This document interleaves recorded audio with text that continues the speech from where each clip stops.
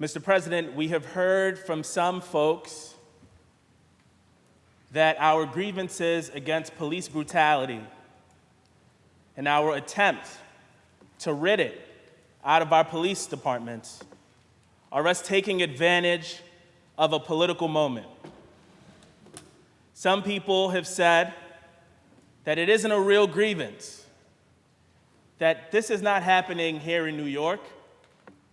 You are taking advantage of what's happening around the country, and you're only doing it now. So if I may direct our collective attention to the year 1942. That's 44 years before I was born, where Palmer Anderson, an unarmed black man, was killed by the New York Police Department. In 1946, 4 years later, Charles Ferguson, killed at the hands of law enforcement in Freeport, New York. The very next year, in 1947, an unarmed black small business owner assaulted within inches of his life by law enforcement, no serious consequences for the officers involved. In 1950, Jeff Herrick, shot in the chest, directly in the heart, at the hands of law enforcement, no serious consequences for those police officers. In 1952, a young man by the name of Jacob Jackson, beaten nearly to death by the New York Police Department. No serious consequences for those police officers.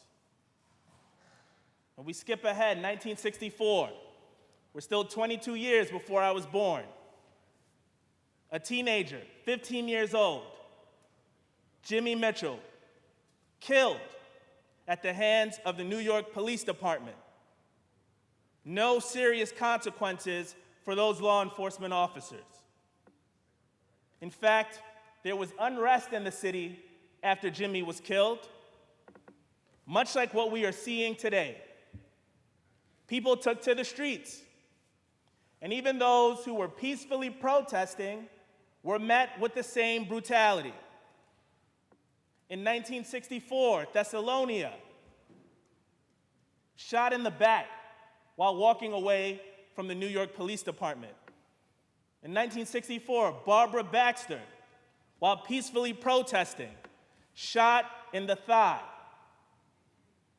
We fast forward 20 years, we're now in 1984, 2 years before I was born. A young black man, Michael Stewart, killed at the hands of law enforcement.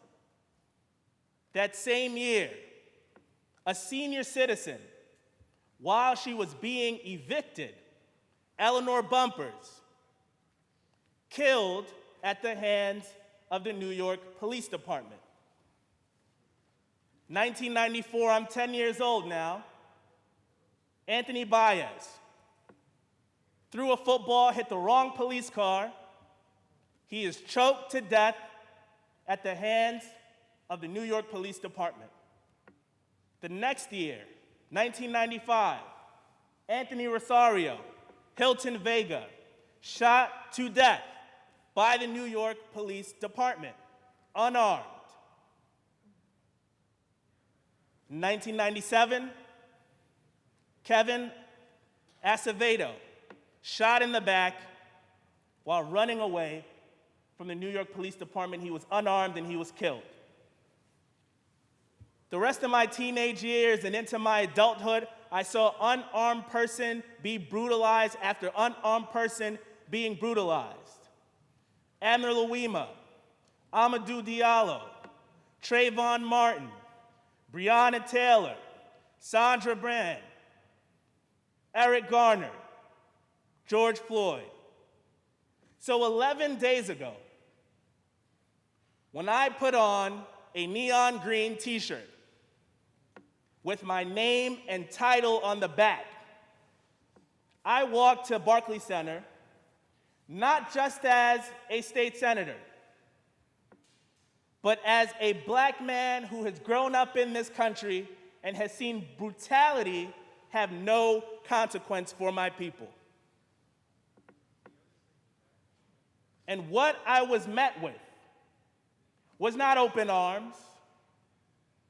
Instead, I was pushed, I was shoved, I was hit in the back, pepper sprayed, and handcuffed.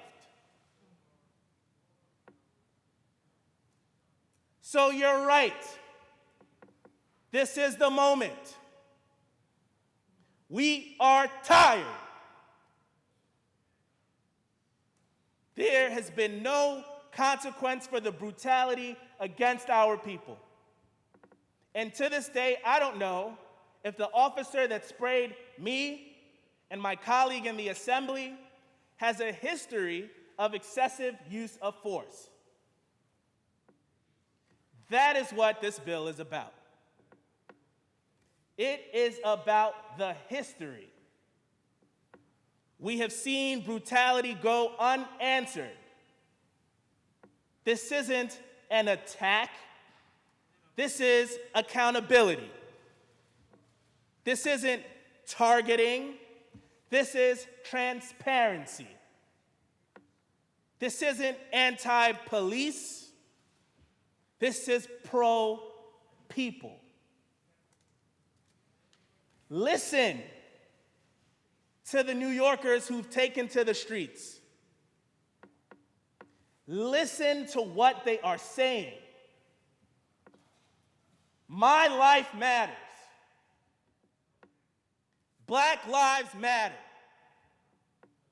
Repealing 50A and the other reforms that this majority will pass hopefully will send the message that we mean that when we say it. Senator Bailey, this isn't just a story of tragedy, but one of triumph.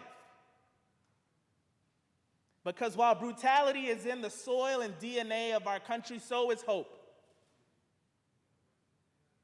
And only in this country can a black boy from the Bronx grow up to chair the Codes Committee and pass what we are passing today. Only in this country can I be pepper sprayed on a Friday and be the policymaker on a Tuesday. It isn't just a tragedy, it is a triumph. So what we do today is, of course, historic. But I'm voting aye, not because it's historic, I'm voting aye for all of the families who have lost their loved ones to police brutality. I am voting aye for the thousands of New Yorkers that have taken to the streets and have said enough is enough. I am voting aye because it is the right thing to do. Senator Bailey, thank you for your leadership. Madam Leader, thank you for your leadership. And to my colleagues, thank you for your support. I'll be voting in the affirmative, Mr. President.